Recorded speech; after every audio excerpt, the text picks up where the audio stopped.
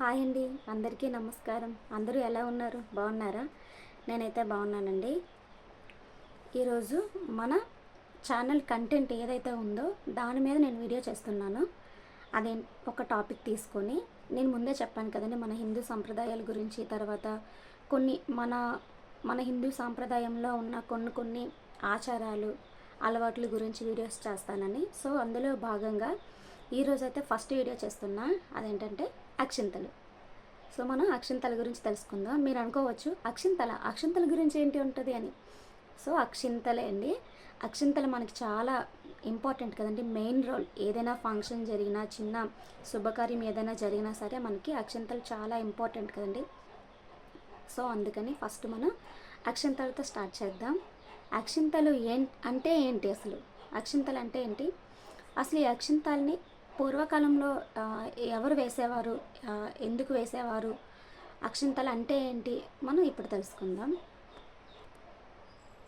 So మనం అక్షింతల గురించి తెలుసుకోవాలి అంటే ముందుగా మనం ఫస్ట్ రెండు పదాలు గురించి ముందు మనం తెలుసుకోవాలి. ఎందుకంటే అక్షింతలులో మెయిన్ రోలు, అక్షింతల్లో భాగంగా ఫస్ట్ క్షయము, అక్షయము. క్షయము అంటే ఏంటి, అక్షయము అంటే ఏంటి మనం ఫస్ట్ తెలుసుకోవాలండి. సో క్షయము అంటే నాశనం అయ్యేది అని అర్థం. అక్షయము అంటే నాశనం కానిది అని అర్థం. అది ఎప్పటికీ నాశనం కాదండి, అలాగే ఉంటుంది. ఈవెన్ మనము కూడా క్షయమే, ఎందుకంటే మనం చనిపోయి మన బాడీ అయితే కొలాప్స్ అయిపోతుంది కాబట్టి మనం కూడా క్షయమే. సో అక్షయము అంటే ఏంటంటే ఆ పరమాత్మ యొక్క జ్ఞానం. అక్షయము అంటే పరమాత్మ అని చెప్పుకున్నాం కదండి. సో అక్షింతలు పరమాత్మ యొక్క జ్ఞానానికి గుర్తింపుగా మనకి అక్షింతలు వేసేవారు. సో ఈ అక్షింతలు ఎందుకు వేసేవారు అని అంటే, పూర్వకాలంలో వధూవరులకు, అంటే పెళ్ళికొడుకు పెళ్ళికూతురుకు పెళ్లి రోజు పెళ్ళికొడుకు పెళ్ళికూతురికి అక్షింతలు వేసేవారు కదండి. సో వధూవరులను ఆశీర్వదించి వేసేవారు. సో అక్షింతలు ఎందుకు వేసేవారు అంటే, పూర్వకాలంలో జ్ఞాననిష్టపరులైన, అంటే ఎంతో జ్ఞానాన్ని సంపాదించుకున్న జ్ఞానులు, యోగులు, మహర్షులు వీళ్ళే వేసేవారు. పెళ్లి రోజు ఏదైతే మనం పెళ్ళి అనుకుంటామో ఆ రోజు పెద్దలు ఎవరైతే తల్లిదండ్రులు ఉంటారో వాళ్ళు కానీ, పెద్దలు కానీ ఎవరైనా వాళ్ళని ఇంటికి ఆహ్వానించి వాళ్ళ చేత పెళ్ళికొడుకుకి పెళ్ళికూతురికి వధూవరులకి అక్షింతలు వేయించి ఆశీర్వదించేవారండి. ఎందుకు అంటే వాళ్ళు ఎంతో జ్ఞానాన్ని సంపాదించుకున్న జ్ఞానులు కదండి, యోగులు. వాళ్ళ చేతితో వేయడం వలన అక్షింతలు వాళ్ళ చేతులతో వేస్తే వాళ్ళ చేతులు ఉన్న ఏంటది మనం అంటుంటాం కదండి, పెద్దవాళ్ళ చేతులతో వేస్తే పుణ్యం అని అలాగే. సో అవి అక్షింతలుగా మారి వాళ్ళకి అప్పుడు ఉపదేశం అవుతుందంటండి, వాళ్ళ చేతులతో వేయడం వలన అక్షింతలు. తర్వాత ఏంటంటే, ఇప్పటి వరకు మీరు భార్యాభర్తలుగా, వధూవరులుగా, సతీపతులుగా ఉన్నారు. ఇప్పటి వరకు మీరు వధూవరులుగా ఉన్నారు కదా, అంటే పెళ్ళికొడుకు పెళ్ళికూతురుగా ఉన్నారు కదా. ఇక నుంచి భార్యాభర్తలుగా, తర్వాత సతీపతులు అంటే మనకు తెలుసు కదండి. సతీ అంటే భార్య, పతి అంటే భర్త. సో సతీపతులుగా ఉంటారని ఇప్పటి నుంచి మీ సంసార సాన్నిహిత్యాన్ని అభివృద్ధి చేసుకుంటూ జ్ఞాన మార్గంలో, దైవ మార్గంలో నడుస్తూ మీ సంసార బంధాన్ని బలపరుచుకోవాలని వాళ్ళు దీవించేవారండి. సో మిగతా వారెవ్వరూ అక్షింతలు వేసేవారు కాదంట. ఎందుకంటే పూర్వకాలంలో మనకి అలా ఉండేది మన ఆచారం. ఇప్పుడు ఏంటంటే యాక్చువల్గా చెప్పాలంటే మనకంటే చిన్నవాళ్ళు మనకి అక్షింతలు వేయకూడదు. సో ఇప్పుడేంటి, మనకంటే చిన్నవాళ్ళు, మనకంటే పెద్దవాళ్ళు వేయచ్చు, ఎందుకంటే వాళ్ళు దైవంతో సమానమని మనం భావిస్తాం కాబట్టి. సో చిన్నవాళ్ళు వేయకూడదు.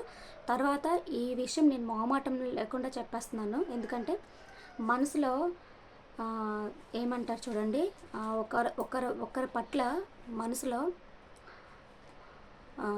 నాకు క్లారిటీగా చెప్పడం రావట్లేదు, ఫస్ట్ వీడియో కదండి, కొంచెం తడబడినట్టు అనిపిస్తుంది. మనసులో కొన్ని స్వార్థంగా, తర్వాత ఒక విధంగా ఆలోచిస్తారు కదండి. ఎప్పుడు అంటే వీళ్ళు ఎదగకూడదు, వీళ్ళు బాగుపడకూడదు అన్నట్టు వాళ్ళు అంటే మనసులో ఒకలాగా బయటకు ఒకలాగా అలాగా ఉండేవాళ్ళు చేత మనం అక్షంతలు అయితే వేయించుకోకూడదు. ఎందుకంటే వాళ్ళు దైవంతో ఇంకెక్కడి సమానం అండి. దైవం అంటే ఏంటి అసలు? మనం బాగుండాలని కోరుకునేదే ఆ పరమాత్మ. సో పరమాత్మ ఎప్పుడు మనం చెడిపోవాలని కోరుకోడు కదండి. సో ఎందుకంటే పెద్దవాళ్ళు అయ్యి ఉండొచ్చు, కానీ పెద్దవాళ్ళు కూడా ఈ విధంగా ఆలోచించే వాళ్ళతోని మన అక్షంతలు వేయించుకోకూడదు ఎట్టి పరిస్థితుల్లో కూడా. ఎందుకంటే అది మనకి మంచిది కాదు. నేను దీన్ని నిర్మోహమాటంగా చెప్పేస్తున్నాను. ఎవరు ఏమనుకున్నా పర్వాలేదు. మన మన మంచి గురించి కోరుకునే వాళ్ళు చాలామంది ఉంటారు కదండి. సో వాళ్ళ చేత మనం అక్షంతలు వేయించుకోవచ్చు.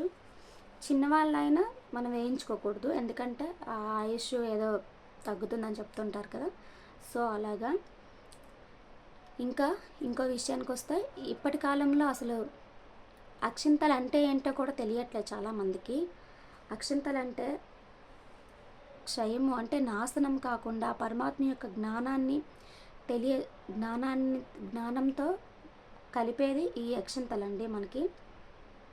ఇందులో నాకు సో ఈ వీడియో ఎలా చేస్తున్నానో, ఎక్కడ స్టార్ట్ చేస్తానో, ఎక్కడికి వచ్చానో కూడా నాకు తెలియట్లేదు. సో ఏమైనా తప్పులు ఉంటే క్షమించండి. నేను ఇంకా మీకు ఏమైనా అర్థం కాకపోతే 1-2 సార్లు ఈ వీడియోని చూడండి.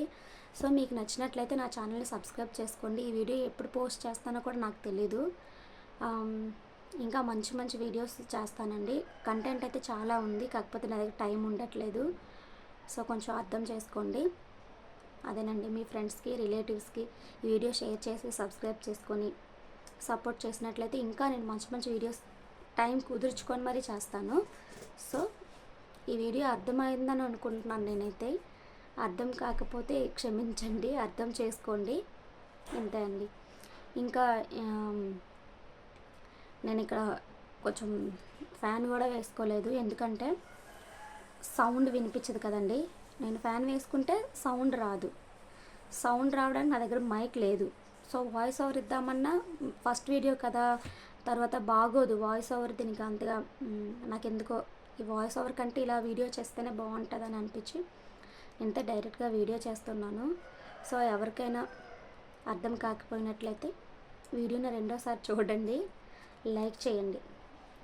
అలాగే మీ ఫ్రెండ్స్కి, రిలేటివ్స్కి వీడియోని షేర్ చేసి సబ్స్క్రైబ్ చేసుకోండి, సపోర్ట్ చేయండి. సో సర్వేజన సుఖినో భవంతు. అందరూ బాగుండాలి, అందులో మనం ఉండాలి. Bye bye.